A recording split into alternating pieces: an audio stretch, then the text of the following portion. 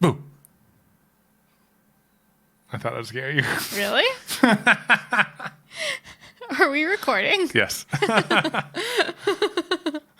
Hey guys, welcome to the Evan and Katelyn podcast, where I evidently can't surprise my wife.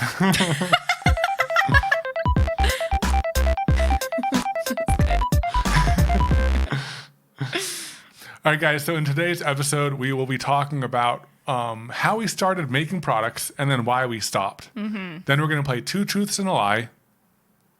And that's it. Yeah, it's gonna be good. Yeah, it's gonna be good. You think that by now I'd be better at like pitching and selling like what we're doing in this episode or anything. I mean, we're not very good at we could say like, we're going to go into the the cold hard truth about why we stopped making products. Well, I want to hear about the cold hard truth. You mean the hold card truth? All right, moving on. So I think that we've told the story maybe somewhere. I just can't remember where, but we told it in bits and pieces. In bits and pieces, but like our whole product making journey hasn't ever been in one concise place. And it all started when I quit my job. Mm-hmm. It had just gotten too much. I knew I wanted to do something else. This was the first job. Or not the first job, but an earlier job. Not the job you most recently quit to yeah. To do the YouTube whole stuff. like job back and forth thing. That's a whole nother story. That's a whole nother story. I mean, like I quit. I went part-time. I went full-time. I went part-time, and I quit again. Yeah, basically. But the first time you quit. But the first time I quit, it was because I knew I wanted to do something else, and I just needed time to figure it out. I just didn't have enough time to think. There's no mental capacity to figure it out. Mm-mm. But then I think once you did quit, I think your first instinct was like making something. Yeah, and that's because that's what I had been doing for my entire professional career. I had been designing, manufacturing, doing prototypes, and then ramping that up to full-scale production at a very rapid pace. So I knew I could design things. I had been thinking of ideas for things in my head for the longest time, and I thought that was the path I wanted to go. In a way, that's what I thought I wanted to do since I was a young kid. Invent things, make them, all of that stuff. But, I mean, this is kind of getting into another thing, but through what we're doing now, I found out that the main thing I want to do is just making things the first time. But we'll get into that later. Yeah. So some of the first stuff that you made, and this is before I was really involved in making any types of products, you made some like camera accessories and stuff. Yeah, camera accessories. I was thinking of some household products. One I still want to do. I thought of that idea so long ago. I know, it's still on our list. Oh, yeah. One you had was like the self-balancing. Yeah, slider. Yeah, the slider too. Yeah, and slider. like kind of like a monopod. Oh, and the monopod? Why am I blanking on the name? The Yeah, it was thing like this fancy, like there's like a omnidirectional ball in it, and then weights, and then like it could be like a monopod or a like stabilizing, and I just love multifunction things. I like things that are small that can do a whole bunch of things. Yeah. I just like that's if I were to have an obsession for like a type of product, that's what it'd be. If somebody came to you and was like, "What's your favorite type of product?" Multifunctional small things that do a lot of things. But that's the direction I was going in, and that's when we got the 3D printer. That's so when we you got could the 3D start printer. like prototyping. Yeah, and then I also opened that printer up for like helping manufacture things for other people, and I was doing that, and I was doing 3D hubs, right? Is that what it's called? Where people can submit designs and you can print them. No longer what they do. They really? it's like they don't do it for like hobbyists anymore. It's only professional people. Oh, I didn't know that. Yeah, the whole 3D printing industry is still so much in flux. It's crazy. Well, that was hard to make any like reasonable money on because it was so much. It wasn't time efficient, and also like the most people aren't aware of the limitations of 3D printing, and their expectations are that it's just like magic and it comes out perfect. Yeah, there's a mismatch between reality and expectations. But at least at the time when you were doing it, it was still pretty new and kind of like mysterious. Yeah. But then for Christmas, I made the 3D printed deer for you, and then it's just to describe it if people haven't seen it. It's like he made this thing for me, and I'm not sure what gave you the idea to make it initially or why. I forget. We were into like geometric deer heads though, or like geometric Yeah, stuff. but also I think I was just messing around with 3D modeling programs. Yeah. And one of the programs is a mesh 3D like program, because you can either have parametric mathematical based modeling, or you can have polygonal modeling with like meshes and triangles and stuff like that. And I wanted to understand both, and I had some experience with the mesh-based thing when I was doing animations for work, and I just wanted to keep up my skill, so I got into modeling animals. Oh. Okay. Yeah. So I was just really like a practice run for your skills. You were a very important part of my choices. But yeah, so just so you can picture it, it's a 3D printed kind of geometric faceted deer head that he painted gold. Yeah, the original one didn't have like a deer head bust. Yeah, like a deer head. Yeah, not really the bust, kind of. Just starts with the neck. Yeah. Yeah, with like cool over exaggerated antlers and stuff. Yeah, and I don't know what I think I was just doing research one day on like where we could sell products at a smaller scale. Yeah, locally, smaller scale. Because another thing that I thought about selling are the marquee letters. And that's actually what led us down the path of selling products, because we're like, let's start selling something now. What's something that we know people want? People want to buy the marquee letters. Yeah. We've gotten a ton of requests for them. Exactly. Like back when in the blogging days, we would get requests all the time, and even still sometimes from like friends and family. Can we pay borrow you? Those, yeah, can we borrow them, or or can we pay you to make us some? And yeah. So we're like, okay, well, there's demand there. Where can we sell these things? We can't do it online, like via Etsy, because they're huge, and we just couldn't ship them reasonably. Yeah, and they're kind of weighty, and it's just shipping them is and big and awkward. Yeah, shipping would be terrible. So we were like, okay, it's got to be local. Yeah, so we found local places to sell products like that, and West Elm came up, and so we went to West Elm, or I called West Elm, I pitched the idea. Did we just hear that they have a local maker program? I did some Googling. Oh, you did some Googling? Yeah, that's not something I knew about them beforehand, that they had a local maker program. Yeah. So where you could actually sell stuff in their stores. We were advised that something that big and that expensive wouldn't really sell, because most purchased items during a thing like that are kind of impulse buys, like little accessories and this and that. Like not everyone goes in to a pop-up shop or West Elm thinking about dropping that much money on something that they weren't planning on doing. Like if they go in wanting a chair or a table or something big, then they're kind of going mentally in with prepared. Exactly. But they don't just like see these giant marquee letters and say, oh, I want to spend $400 on that. I must have them. Yeah, it's like, it's not as much of an impulse decision. So we got that feedback. From West Elm. West Elm, yeah. Well, I think we should back up a little bit. Yeah, we're kind of jumping around a little bit. Yeah, we got that feedback from West Elm, and another piece of feedback we got, because what we heard is they have this local maker program where you can sell stuff in their stores. And when we talked to them, they were like, well, actually, in order to do that, you first need to sell products in store, like at these local pop-ups that we host, where basically makers can just come in, set up shop on one of our tables, and in exchange for like promoting it on our social media accounts, we don't have to, pay West Elm a fee like you do at most craft fairs. You could just go there. It's another funny detail I just remembered. We, during the phone call with them, that's when we pitched the marquee letters. Yeah. And they said, that's too expensive. Yeah. You should do something less expensive. And they're like, do you have anything? And we're like, oh, yeah, we have this deer. Yeah. We're like, oh, we have this deer head. We probably just like looked around the room and we were like, deer head. And then they're like, do you have a social media account that you can use to promote things? And we're like, oh yeah, totally we do. We made it. That's when we made the Evan and Katelyn Instagram account, our very first social media account as Evan and Katelyn. Yeah. That's what started it all. This one phone conversation with West Elm over this thing we never intended to sell. Yeah. Oh, I totally forgot about That's a crazy origin story. That's like, I didn't think about it that way. Yeah, I didn't think about it. Yeah, because we never had an account, like an Instagram account for the blog, because we like weren't actually trying to grow it or do anything with it. It's crazy. That's crazy. Yeah. So we had. We set up a meeting in a few days.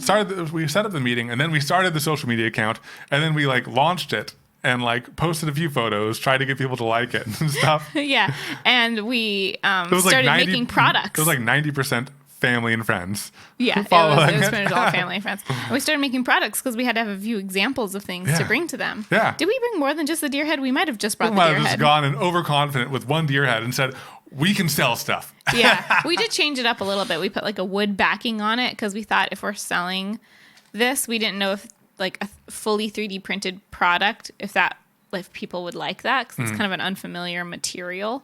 And we do paint it metallic, so it looks kind of cool. Yeah. But we added like a wood backing to it and like a sawtooth hanger, and it was a very like finished looking piece. And we went and had our meeting, and they were like, "Oh yeah, those look pretty cool. Do you want to come in like a week?"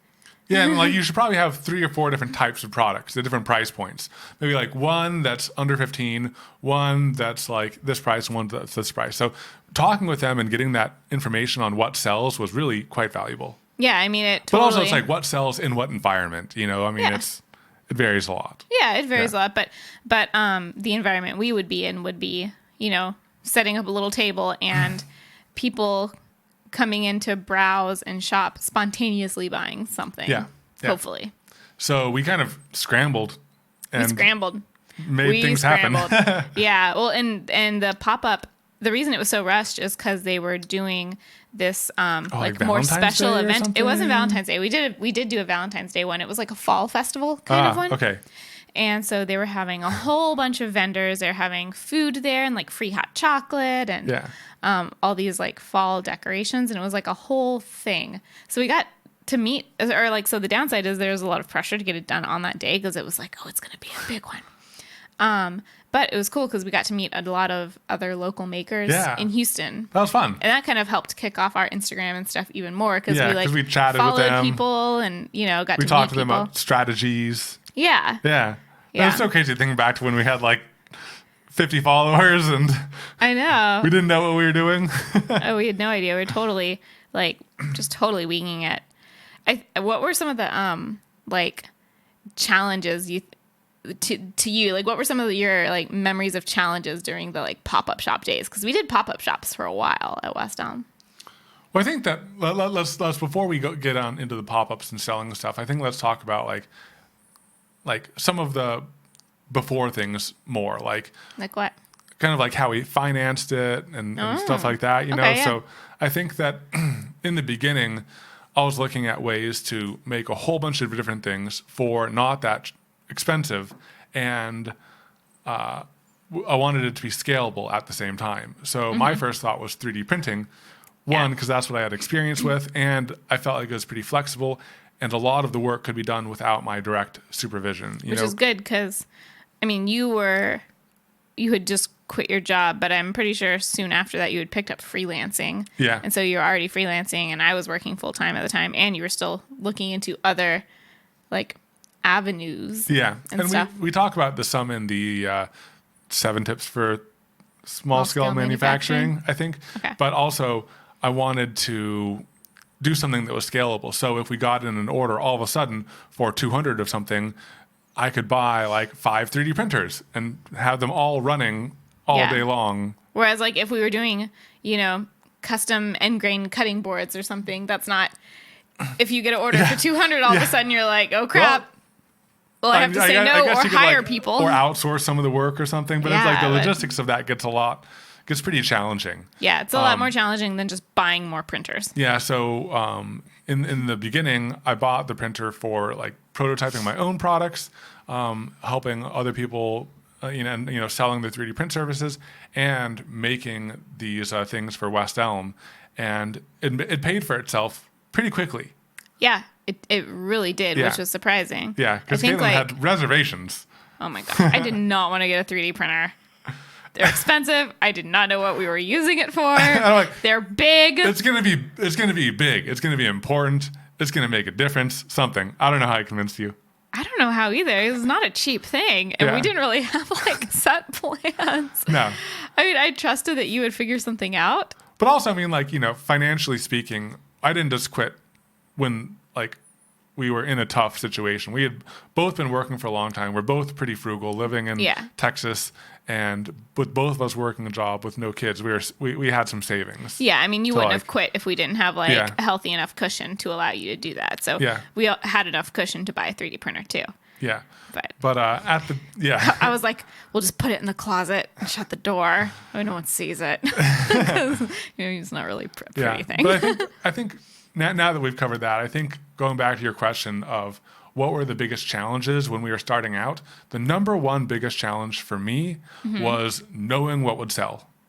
And I think that's the biggest problem for anyone. I mean, almost any challenge can be overcome when you know what the challenge is. It's like manufacturing or production or whatever. It's like I think that when you have a concrete problem, you can solve it. I mean, maybe I'm just being overconfident, but most problems you can solve in some way if you know what the problem is. But I think the unknown problems are the biggest because you can't know what people want, and people don't know what they want. Yeah. It's like if someone told me, like, what do you want to buy right now? I'm sure there's tons of things I'd want to buy if I saw it and I knew it, but I don't know it, and I don't, it may not exist yet, Well, and that, like, an example of us not knowing is, I think probably what I would say is our most successful product is the little Texas ornaments, which I didn't expect. We just kind of did those only so that we could have a really cheap item. Yeah. But they were like, not really too much work that went into them, and they're pretty easy. And we're like, well, we'll just like throw those in, but the main products will be these like more impressive things. Yeah. And the ornaments have been like, they were the most successful, I think, pretty consistently. Yeah. Not only those are the main things that sold out again and again and again. Yeah, exactly. So I don't know. I think that was interesting. Surprise. That was interesting, yeah. And with the 3D printing, not to harp on small scale manufacturing again, but it was really nice to be able to test out ideas without the need for like tooling and new machines and all sorts of things. And if we did want to scale this, we could have gone to molds and other even higher production efficiency methods and stuff like that. But I think I'm getting ahead of myself. I think that one question that we get a lot is how much were we making when we were selling all of that? How much were we making? We were making more than we were spending. Definitely. And I think that when I look at the like dollars per hour, we were making an okay amount between like $10 and $20 an hour. Yeah, for so. Like our work or for like our man hours. Yeah. And that's pretty good. The main thing that's tough is the only way to scale that is by either putting more man hours in, like hiring help or something like that, or improving the efficiency of the manufacturing, which also takes time and money and all of that jazz. And then also you need to be able to move that much product. Yeah. You can become a lot more efficient if you know that you're going to sell 200 of something every month. But it's hard when you're doing things like when we were doing the pop-up shops, we would literally just guess what we thought we would sell at an event. Completely guess. We'd go to the pop-up. We'd be there for like 6 hours, and some pop-ups were great and some were not great. Oh, man. Some were not painful. Great. And when it's bad, it's so painful because you like put all this work into making all these products and getting everything ready and making your table look beautiful. And then you're just like... But I think another thing is... when you're making products, you feel good about your time because you are making value. When you're at a pop-up store and not selling stuff, you just feel like you're completely wasting your time. It's just like you feel that those like hours just eat into you. It's really rough. Tough. But I think that if we had have kept on going down that path, we would have figured out things like ramping up social media and selling online and, figuring out what sells and figuring out what doesn't sell. And we could have gotten much more efficient. That's true. And selling in larger volumes. That's true. Well, we did start selling in larger volumes. Yeah, because the way that the program at West Elm worked is, you do pop-up shops for a while, and if they see that your stuff is moving well with their clientele, and you're enthusiastic, and you're good about sharing stuff on social media with them, and all those things, then they can invite you to apply for the like official local maker program. Yeah. Where, and I don't know if it's like this for everyone, but for us, we could first apply to do it in the state of Texas. So we basically got, talked with, people at West Elm and got our stuff in a catalog for the state of Texas. So any stores in Texas had the option to order our products. And we got big orders, multi-$1,000 orders. Yeah. But it was just a lot of work. And we could have, if that had kept on growing, we would have scaled it up and made more efficient products and Yeah, all of but that. it was still tough because like, we did it in total for maybe like a year, I think. Well, but also like during this time, we decided to start the YouTube channel. Yeah. And then those two things were competing for our time. It's like we can either ramp up in either direction. We had the opportunity. We could have like doubled down with products or doubled down with YouTube. Yeah. Yeah.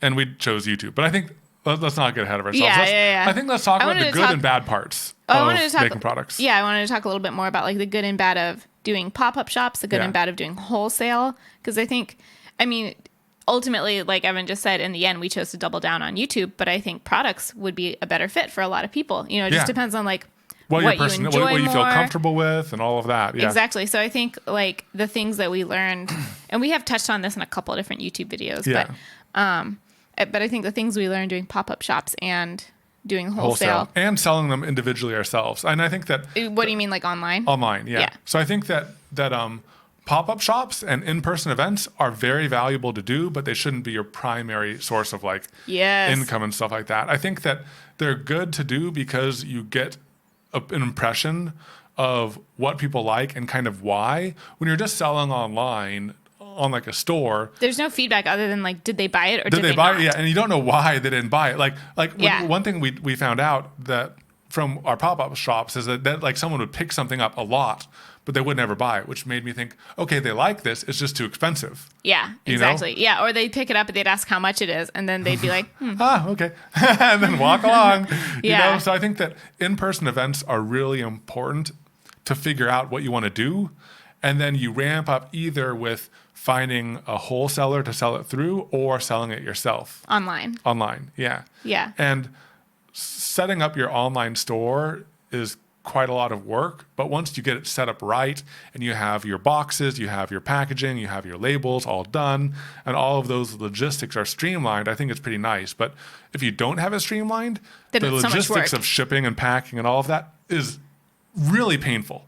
Yeah. Especially when you're doing like 1 or 2 sales a day, you need to like take a break from your day, pull out all that supplies, and you don't have a station for it, you don't have stuff set up for it. I think that once you get a certain volume, shipping isn't bad, but I would say it's probably more efficient. It's more efficient, and it's not as painful for some reason. Because I think like when you have to take a break from your day, pull out all the packing stuff, pack it, take it to like UPS, then that's like a long chunk of time for one product. But if you're doing like 50 a week and you ship them out once a week, then like you set aside the time, you print everything at once, you put them all into boxes at once, and you take them all to the shipping place at once.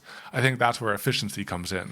Also, I think if you're doing that volume, you're not at the point where you're like, oh, I'm working on stuff and I have to take a break to do this thing. My sales are shipping out. Yay. Exactly. Yeah. Yeah. So for wholesale at bigger outlets and stuff like that, I think that has a big draw because of the consistency of the work. You know what and orders, bigger numbers, all of that. You have to make sure you have enough profit margin in your sale price. So you need to make things really cheaply, and you have to be able to sell them for more to get a good profit because you're sharing your profits with someone else. Yeah, and you're sharing like 50%. Yeah. Like it's not an insignificant amount. And I think that especially when you're smaller, I think I understand the value of that because when we were trying to sell our own products and we didn't have a platform, that was painful. Yeah, I mean, it's better to sell products and have some profit eaten up than to not be selling any of your products that you've made, because then you're not making anything. But yeah, we didn't really have enough of a cushion to make it to like incentivize us to keep doing the wholesale, enough of a profit cushion. Yeah. Like when we were doing pop-ups, we were making a decent amount, but I mean per product, not we sold some, but we sold a lot more at doing wholesale, but it was just so much less per product for so much work. Yeah. And I think also another thing is, especially with like the deer heads specifically, this isn't something we thought about when we designed it, and it wasn't a huge deal when we were doing local pop-up shops, but it's a single item that has to go into a 12 by 12 inch box. Yeah. And that's really expensive to ship. And at least with the wholesale program with West Elm, we are responsible for the cost of all of our shipping. Yeah. And so that's another thing that eats into your profit margins that you don't think about. Yeah. You know, and so also, they're like $12 just to ship a single item. It's so crazy how complex and expensive shipping is. Because everyone's used to Amazon now. Yeah. You know, you just go online and it's free and it just shows up real quick. Yeah. And that's so unrealistic. Yeah. And like, I didn't realize how unrealistic it was until we tried to do it ourselves. And now I just feel bad for any company that has to compete with Amazon. Amazon's just like a beast when it comes to shipping. I know. It's They're ridiculous. just ruining everybody. I know. Oh, man. And crazy. because like I'm used to it too, and I even know how hard it is to ship and the logistics and the stocking issues and stuff like that to some degree, and it's just like anyways, that's another thing. Yeah. Sometimes we'll get questions now. People who have watched like our old how to sell handmade products video and stuff like that, and they're like, "Well, I went to your Etsy and all you have is T-shirts now," and we're like, "Yeah, Yeah, because we're not doing that well, anymore." it's really just. Okay, so let's talk about the good parts for a little bit, because we've been kind of harping on the bad parts and why we moved on. No, we talked about some good parts too. So the good parts is I love designing products, and making them could often be really fun and therapeutic. Yeah, it was like a cool opportunity to just put on your headphones and kind of chill. Yeah. And do something like just the right amount of mindless, you know, when you're making multiple things. Yeah, and it was kind of nice. It was kind of nice. And it was nice making physical things. We like making physical things. Another good part about it was I thought it was a cool way. This was an unexpected benefit, but like meeting the other makers in our area. Yeah. You know, and we haven't kept in touch that well now that we're so sucked into the YouTube thing. But for a while, you know, like we would go out to dinner with some of the people we made and stuff like that. And like we would, you know, keep in touch on Instagram. And it is like it's a cool community. And we still like follow them on Instagram and stuff. But I thought that was a cool unexpected aspect. And I don't think you would get that as much if you weren't doing local things. Yeah. Which that's another benefit of doing local things. And I also think even if you switch to doing mainly online or wholesale, I still think there's certain times of year, like around the holidays, where it's beneficial to do local things and you'll get your money out of your time. Another good thing is, you know, there's kind of a precedent and there's kind of a path, like a known path for stuff like this, like selling products. You know, it's kind of like there's books written about it. There's people with experience. There's all sorts of known things relative to YouTube, which is like so unknown and a little bit more chaotic. And there's less it's Wild West out here, and like there's less widely applicable tips in YouTube. Yeah. Aside from really generic things like make good content, which is completely undefinable. Yeah, but there's like a lot more. I think because, you know, people have been doing it for longer and there's more experience, there are more solid tips. I mean, like, people have been making and selling stuff for, like, really forever. Time. Yeah, forever. Yeah, pretty much. Yeah. There's more, like, places now that you can do it, like, with the internet. But. Yeah. So I think those are some of the good things. The main bad part is sometimes it got repetitive. Yeah, sometimes it got repetitive. I think if it was our primary thing, I don't know if the repetition would have bothered me, but I think because I think the main bad thing for me is it started to feel like it was taking away time from YouTube. Yeah, that was the main thing. And that's why like the repetitive would get to me, because we'd be like, well, we came up with this idea of something we want to do for a video, and it's this new thing. It's really cool. But first we got to make 30 more geometric Texases. Yep. You know? I think that with my experience of making now, I think it would be more fun.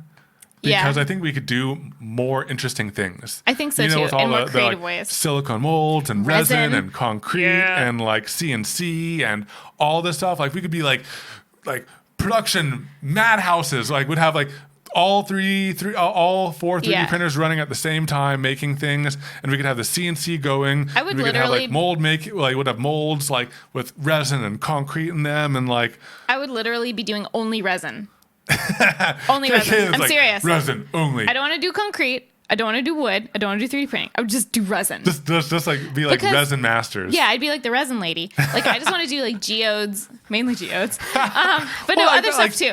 But because I this think would be great because Katelyn would be like making resin, would have like a known thing, a solid thing, and I'll just be doing random crazy things in the background, like moonshot projects that like might be cool or might be complete flops. Yeah, but I think the reason like resin appeals to me is because even though it's repetitive, it's different every time. Yeah, that's totally true. Yeah, and we could come up with like 5 main products at a couple different price points. Yeah, and you could just be like doing that, boom, boom, boom. That would be really fun, actually. Yeah, like I think if we were gonna pick up products again, that's the kind of thing I would do. Yeah, and I think with everything at the very beginning, sometimes things can be a little bit painful, but I think that they're totally worth it. They're totally worth figuring out and doing. Well, I think it also like it helped us learn kind of how to use social media as a business, you know, because we started doing that with the product business. Yeah. You know, so it's like, even if you think, you know, if you're maybe kind of interested in doing content creation and maybe kind of interested in products, I think there are skills that overlap, you know, so you can just start with whichever one is more in your reach right now, which for us, I mean, at the time we started, content creation wasn't really on our radar, but I know there's some people that are interested in both. So, you know, there's definitely skills you can learn. They can overlap very nicely, but I think that when we started doing both, YouTube just took over for us. We love making videos. We love exploring and continually pushing and everything. I think it's easier to overlap them if you're doing custom products. Yeah. You know what I mean? Because then you can make a video about your products and it's different every time. Yeah. You know, if you're making the same five products in huge batches, it's a lot harder to make videos about that. I mean, we've done it. Like we made like the video that was about making 80 coasters in one weekend or whatever, you know? And so you can do that, but I feel like you can only do that so many times, where if, you know, you're Jimmy and you're making like custom signs and stuff like that, and it's different sets of skills every time and different. But even Jimmy says like, I felt like I couldn't do a video on this one because I was making a sign. That's true. Again. Maybe the sign isn't the best, but you know. But like, you know, he's making a table, then he's making a sign, then he's making a knife cabinet, then he's making. Yeah, exactly. Yeah, you're right. So I feel like that's an easier way to overlap content creation and product making if it's custom. Yeah, and or if you're constantly experimenting with new things, even if it's like, let's say that you're doing resin, but you're doing different types of resin things, different molds, different like you just do resin, and you do resin and alcohol inks, then resin and pigment, then resin and, you know, you could get really specialized in your content. Like, you could just be like the resin channel. Ha. Yeah. Ha. Yeah. So like now that I'm talking about it, I'm getting more excited about it again, but I'm still 100% like committed to this path. Yeah, but who knows? Maybe in the future sometime, if like we want to do some kind of side thing, I don't know. Yeah, we don't have time right now. No, we don't have time right now. I think though that like looking back on things, if YouTube hadn't have taken off and grabbed hold of us in such an exciting way, I think that we might have gone down the path of making products. I think so. I think we would have pushed farther into it, and like. Sorry, go for it. I think we would have pushed farther into it and tried different types of making and pushed farther. I mean, we were in the process of pushing a little bit farther. Like we started with the 3D printing stuff, and then we had introduced some CNC products to our West Elm library. And I think we would have just continued to. And we introduced the concrete. That was actually pretty early. We did this from the beginning. Yeah, so we had 3D printing, concrete, and we were doing CNC. We hadn't even started down the resin. Yeah, we hadn't even started down the resin path. Yeah. So I think we would have continued to like experiment with new products. Yeah. Though I do think when you're doing wholesale, it's harder to experiment because you can't just like put it up on your shop. You have to go through an approval process. Yeah, it's a big thing. It's like a huge thing to change a price or to add a product or whatever. Yeah. But I think that would have been a fun path to go down on. Yeah.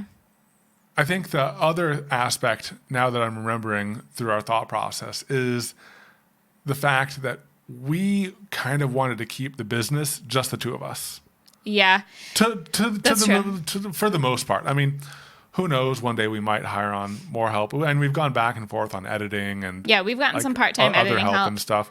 But I think that right now we're so rapidly shifting and dynamic in our goals and our videos and our projects and all of that. We highly value our flexibility right now. And I think that the more people you bring on, the more responsibility you take on, the less flexible you can be to some degree. Yeah, and I do think, with content creation, you can kind of, if things are working, you can just keep doing them, and your business grows and scales with your audience and reach. Exactly. Whereas with products, it grows when you can make more. Yeah.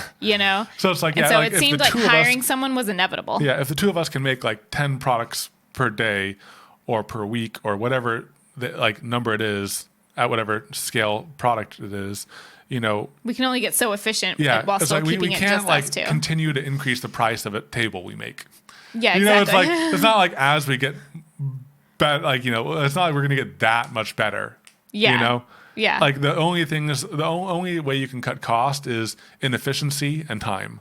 Yeah, exactly. And if you're charging more for a table, it's got to be a nicer table, meaning it probably takes longer. More time. Yeah. So it's like that was another reason. Looking at the scaling conundrum, where I think that because we just really liked working from home, and we like being flexible.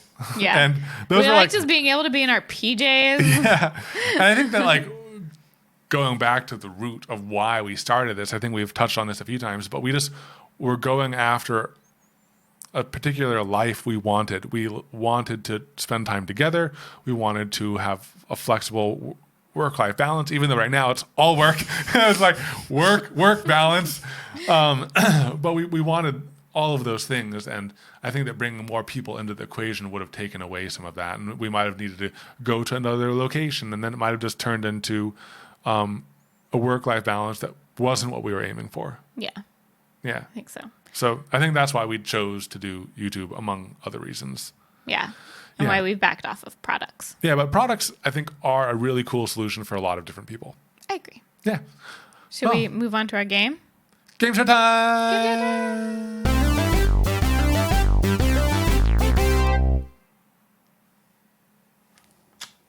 All right, so 2 truths and a lie. How well do you know me?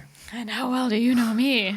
Pretty well. I mean, coming up with these ideas was actually really hard. It was really hard because you know so much about me. Yeah, I had to think of things that happened before we knew each other, which was a really long time ago. Yeah. Okay, so I'm sure everyone knows what 2 truths and a lie is, but just in case you don't, it's basically each of us will take turns saying 3 statements about ourselves. 2 of them are true, 1 is a lie, and the other person has to guess the lie. Such as, I took piano lessons.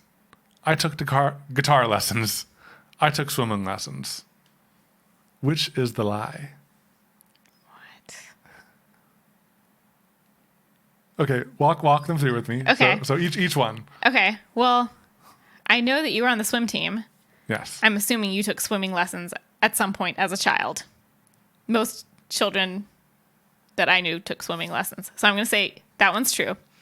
But the 2 instruments are throwing me off because I do not know you as a person that has musical talent. I'm going to say that you took piano and that the guitar is a lie. Ah, you're right. Really? How did you know? I don't know. I don't know. I took 1 or 2 piano lessons. Really? And I did not like it. Because I think that the way he told me to the way he was instructing me, I'm like, oh no, I don't like that. What part about it did you not like? It's just everything. I don't know. I just didn't like the instructor, I guess. He was he was like, I don't know. I guess when you start learning piano, you have to start with the notes and memorizing things and stuff like that. And it just wasn't appealing to me. Maybe I was just a bad teacher. My brother took guitar lessons. Oh, really? Mm-hmm. I didn't know that. Did he like it? Yeah, he took them for quite a while. Really? Yeah. Oh, wow. Well, he took them for a period of time, and he still has a guitar, maybe. They have the ukulele. Ukulele, yeah. So I think that he's Lovely. trying to pick up the ukulele again. Yeah. But and swimming lessons, I thought I'd throw that in there because I've been swimming for my entire life, but I didn't know because my mom was also a swim instructor. So I didn't know if like you thought that like she might have taught me, and then I didn't actually ever take swim lessons and stuff. I mean, so maybe I was trying to trick you too much. I thought that one was maybe there was like a hint of maybe that's a lie because it was so obviously a truth. Right. Yeah. I tried to be strategic about this. Okay, I'm gonna try one. I've seen lava in real life. I've gone paragliding. I've been swimming with dolphins. You've been paragliding is a lie. Well, dang, that was fast. Well, like lava, I know you've been to Hawaii. Yeah, but not everyone sees it in real life. I knew. It's like You know. quite a trek. No, I know. I've told you that story. No, but I just know for some reason. I You just knew that I couldn't go there without seeing it. Yeah, okay. So it's Okay. like the lava I knew. Paragliding, I thought that would have come up. You know, it's because like when we went skydiving, you probably would have brought up paragliding. You know, and then what was the third one? Oh, dolphins. Swimming with dolphins. Yeah, but Hawaii again. It wasn't in Hawaii. It was in No. Florida. No, but it was Was on it in a California? no, it was on a Disney cruise, and Disney it was on cruise. one of the islands. I don't remember where it was. Somewhere in the Bahamas. That just seemed believable for some But reason. like, why wouldn't I have told you that I swam with dolphins before? That's really cool. That's and you know really how much cool. I like to like do things with animals. Yeah. Okay, that was a pretty good one, but I just knew. Yeah. Dang it. I know you. Okay. Okay. I can hold my breath for 2 minutes. I've never been stung by a bee, and I'm allergic to scorpions. I think the lie is 2 minutes. No, I've done it for 2 minutes. Really? Yeah, 2 minutes. Can you hold my breath. still though? I've done it for 2 minutes. But that didn't say you have done it before. That says you can. I have held my breath for 2 minutes. Okay, you get one more guess. I Okay. redo. So the other two are that you've never been stung by a bee. Yes. And that you are allergic to scorpions. Yes. Sorry, the like one of them being a like negative, like a never, and the other one being an okay. I think that you are allergic to scorpions and you have been stung by a bee. Nope, I've never been stung by a bee. What? And Isn't your mom allergic to scorpions? I know, I put that in there to throw me off. You off. You've never been stung by a bee? Never been stung by a bee? I guess that's why I'm not as afraid of them as you are. Have you been stung by a bee? Well, I've never been stung by a bee, but I've been stung by yellowjackets and wasps. Oh, what's the difference between a yellow jacket and a bee? Oh, yellow jacket. Are yellow jackets bees? Because bees are good and yellowjackets suck. Oh. Yellowjackets are like evil. I know hornets can sting you multiple times without dying, and bees just sting you Bees and will die. Yeah. What about yellow jackets? Yellowjackets are just like the meanest bugs in the world. Are yellow jackets bees? No, they're not bees. They're, I guess, closer to wasps. You gonna look it up? Oh. Yeah. They- Evil bees, but they don't look like bees.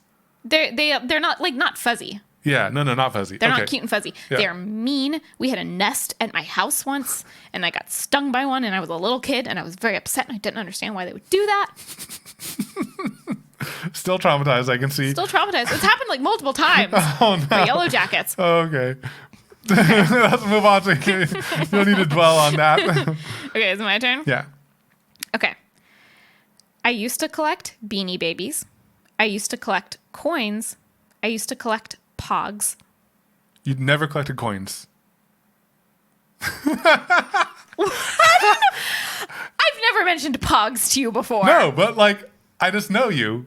You would collect pogs. I had a few coins, but I didn't collect them. Yeah, but also But I like, I know totally you did collect- like Pokemon. You collected Pokemon cards. So Yeah, like, that's why I couldn't Pogs, use like, that one. Go along with them. You know? Well, I mean, no, it was like a different era. Pogs were before Pokemon cards by a decent amount. I collected Pokemon cards in like middle school. You have good ones, but I just know you. Like your personality. God dang it! I should. So yeah, I But like, no, like doing that to anyone else, they'd have a hard time. I thought think. I was so good at my questions.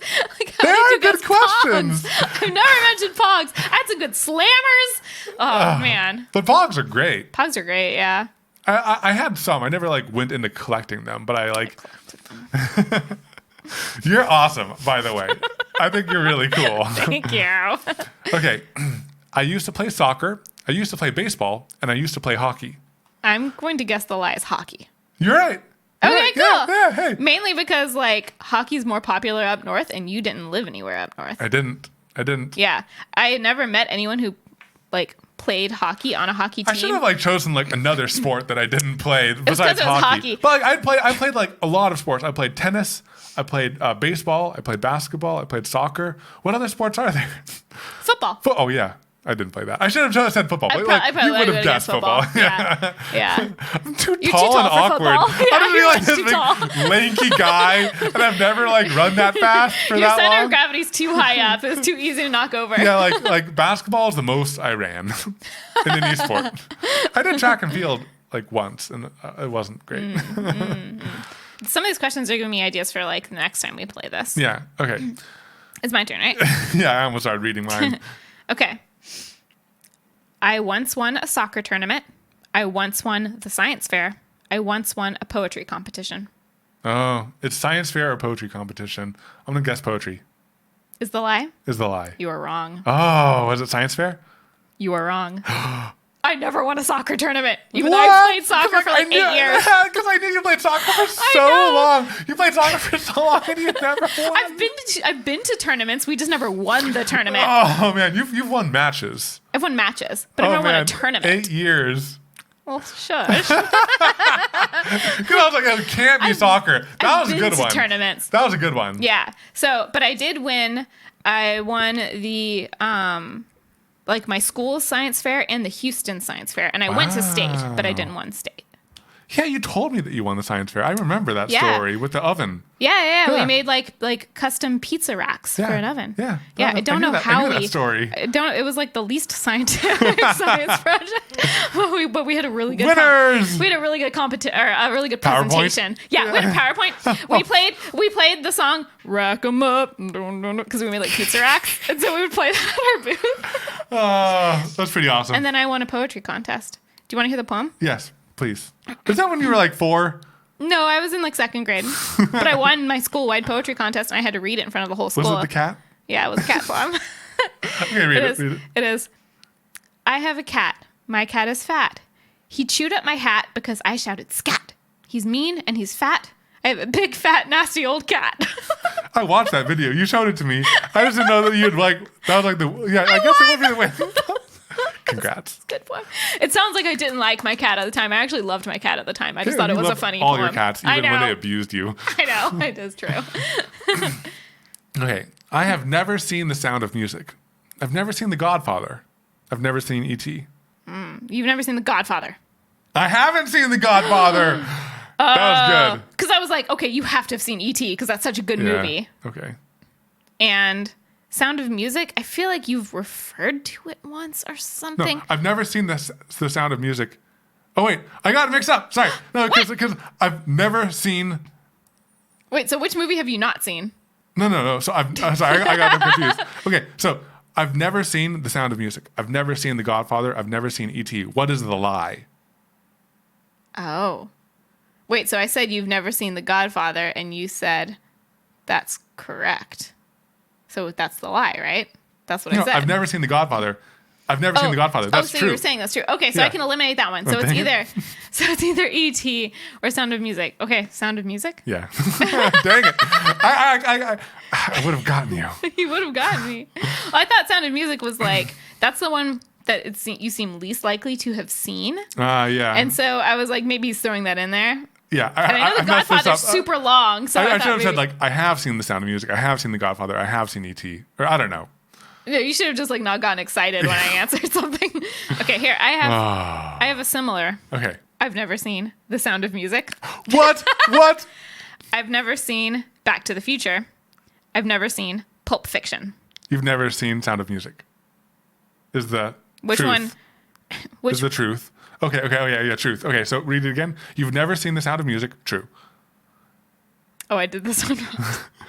Is it two falses and one lie? It's two falses, one truth. 2 lies and a truth. Okay, so I need to guess the true one. Which was the true one? Which one? Wait. I'm confused. Guys, we're not good at this game. Oh, no. It is right. It is right.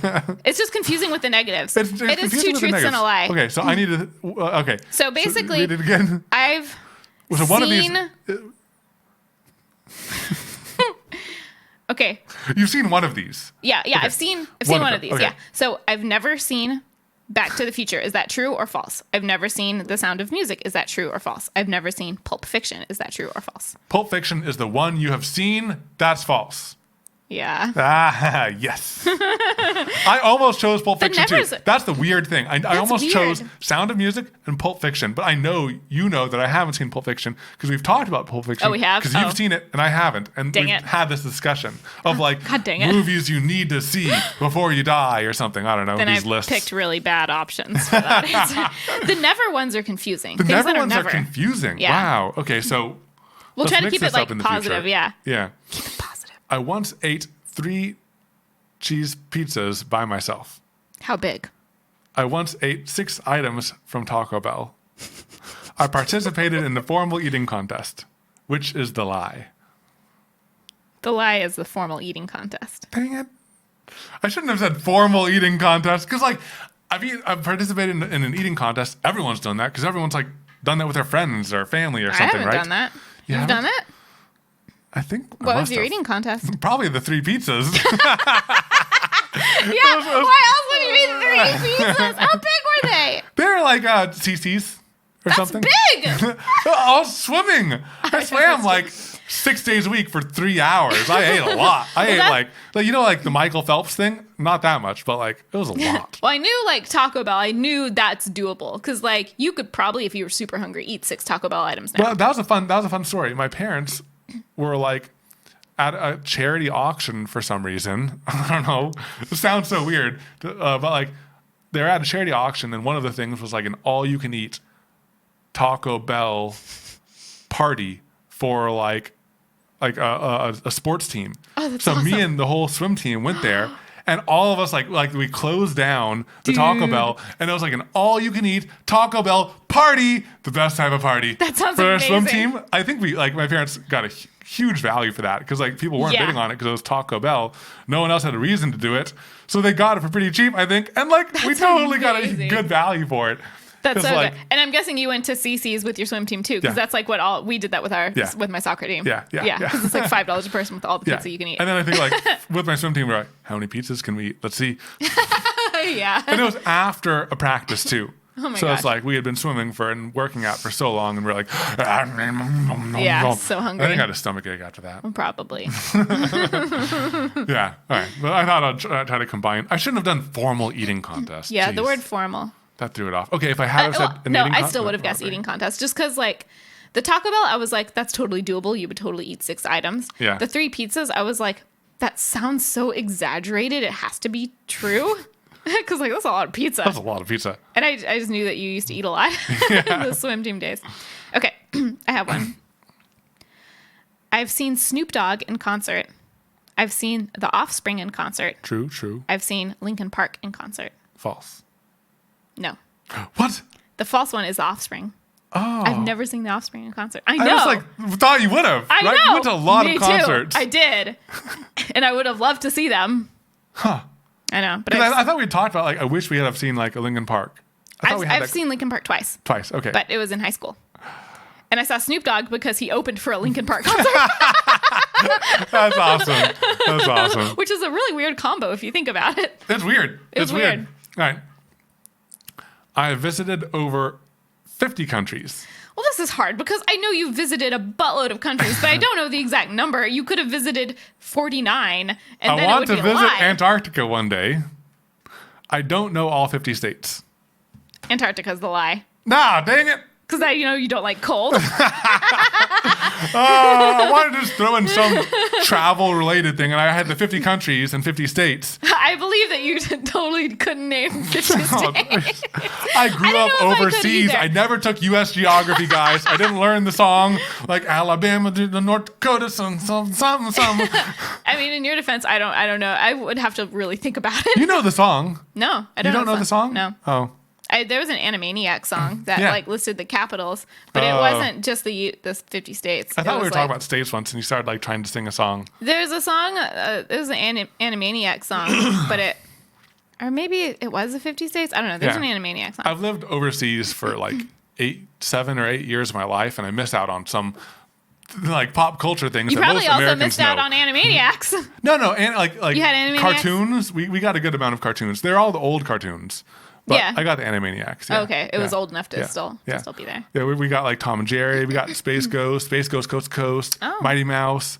Lots of good Mighty stuff. Mouse, that's old. Yeah. And we got the old stuff. We were like watching like cartoon rerun type stuff. It was, Yeah, you weren't getting like the new SpongeBob I wasn't episodes. getting the freshest of cartoons, the freshest memes.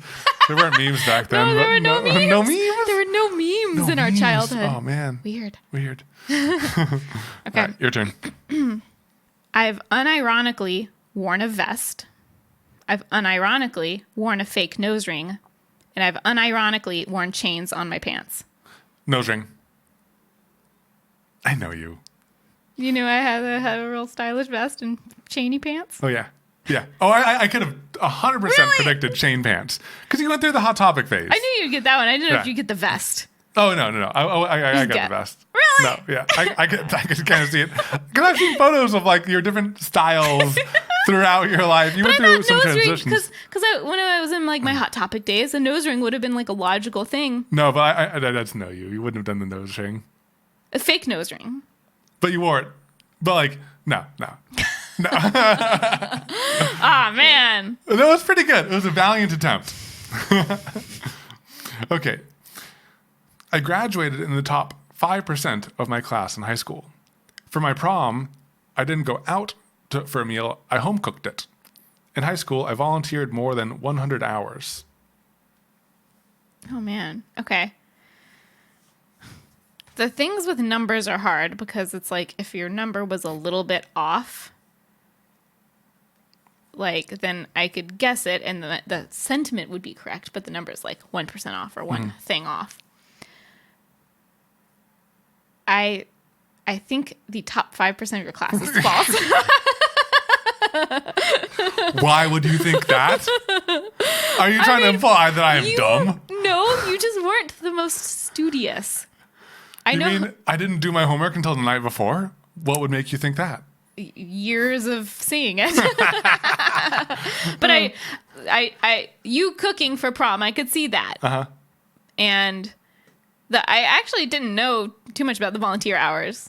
I was like, I think I was in like a leadership role in my National Honor High School National Honor Society? Oh, yeah. I think that to be in that, you needed to like do 100 hours of volunteering. Yeah, I did a lot of Habitat for Humanity. Oh, nice. Yeah. Cool.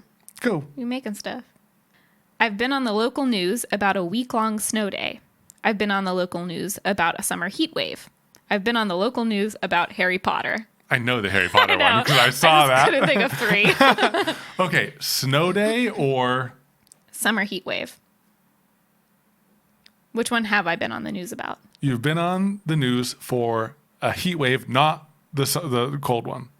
Dang it. Yeah, because I know you've lived. There haven't been that many snow things. Yeah, but you know about the like North Carolina week of like snow days, the epic week of snow days. Now I want to find that clip of the heat wave. What did you say? I can recreate it for you. Okay.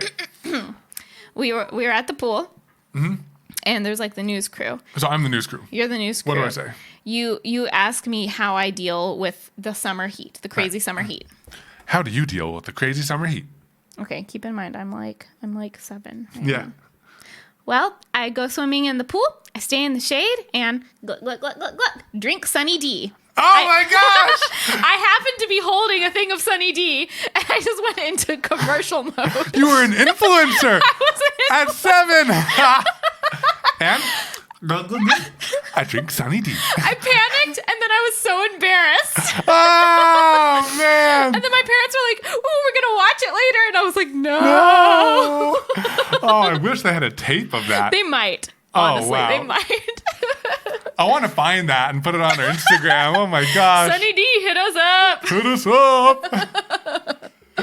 Oh, so that's so embarrassing. good. I love that. I have the Harry Potter clip. Yeah, that one was later in life. Yeah. I was very proud to be on the news at that point. I was like, Harry Potter. Oh. I've never seen Lost in Translation. I've never seen American Psycho. I've never seen Silence of the Lambs. I know that the Silence of the Lambs one is true because we've talked about that, and I want you to watch it. I think you have seen American Psycho, so I think that's the lie. Really? I've never seen American Psycho, and I have seen Lost in Translation. Really? Yeah. The interesting thing about Lost in Translation, I've never seen Lost in Translation, but I've seen American Psycho. the first time I watched Lost in Translation, Were I was you like, lost? I was bored. I was Really? really bored throughout the whole movie. The second time I watched it, I was like, this is a good movie. Really? And that's the first time that's happened to me. Yeah. I don't what know made why you give I it a watched second it chance? twice. I don't know. I think it was like back when we like watched movies with friends, like socially and stuff, and like I watched it with friends twice, and this like I wasn't picking the movie because sometimes you just watch whatever people pick, and so I kind of got forced to watch it twice. And I'm not forced. They didn't like sit me down and say, Evan, you watch this right now. But I don't know. It was maybe I was in a different point in life. Maybe I went in with lower expectations and it was better. Or maybe you like saw like things foreshadowing or elements that like tied into things that weren't revealed until later in the movie. Yeah, but the first time it was just so boring and I didn't care or something. Was it pretty far apart that you saw them? Decently far apart, maybe like about a year. Because sometimes like movie taste might change. Yeah, I think that it might have. Yeah, and that's kind of like a year or more. And that's kind of like a artsier, quirky movie. It is. Yeah. Where like I don't know. I think that wraps up our game segment. Ta-da! Yeah, I have even more I want to do, so we'll have to do this again. Yeah, so many games that we've played. Like, I definitely want to do again because like they're fun to come up with questions. They're fun to share things with each other, and it's a good way to share stories with you guys. Yeah, I wonder like, how many questions people got right versus wrong. Oh, you can kind of like guess play along. Yeah. So we want to do Two Truths and a Lie, and I also want to play Never Have I Ever with you. Oh, that would be fun. That'd be fun. Yeah. Alrighty, let's get into the Thing of the Week. Thing of the Week. We need to come up with a sound effect for that too. I just did. Thing of the Week. Did you mean to burp? No, I just did a tiny baby burp after it. I'm sorry. Thing of the week is multi-camera editing mode. Can you push up your glasses? Like, I don't know why I snorted too. Is that the thing that nerds do? What are you trying to say?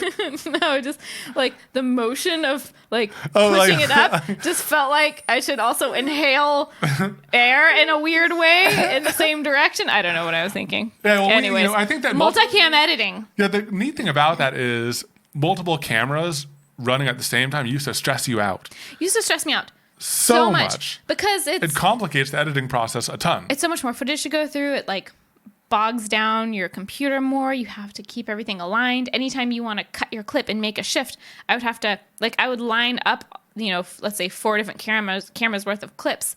And if I wanted to make a shift, I'd have to cut 4 different cameras worth of footage and then shift it over. But we've had this suggested to us before and I just never really took the time to learn how to do it. And then once I did, it was pretty easy. Like we'll put a link to the tutorial I used, but you can basically set it up where it auto syncs different cameras and then you can toggle on and off viewing just the camera you've selected versus viewing all 4 or however many of them.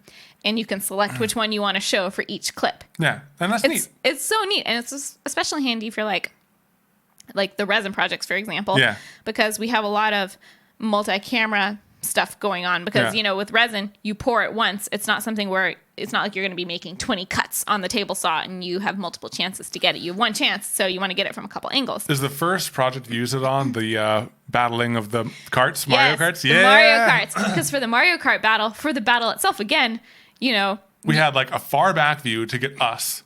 We had a close up of the robots. We had a top-down view. Oh, top-down view, and one on the robots. We had 4 cameras running at the same time. Yep, which is a ton of footage to go through, and it's very hard to review them when you're constantly having to just like toggle on and off each individual track. But when you can view all 4 at once in the multicam, it's way easier to be like, oh, that's the camera I want to go with for this scene. Yeah, so maybe in the description down below, we'll link. We can link to that video so you can like see it in action. We'll link to the tutorial I used. Yeah, sounds good. Yeah, okay. Awesome. This is really fun. Yeah. Okay, secret behind the scenes thing for those of you bonus. Who stuck till the end.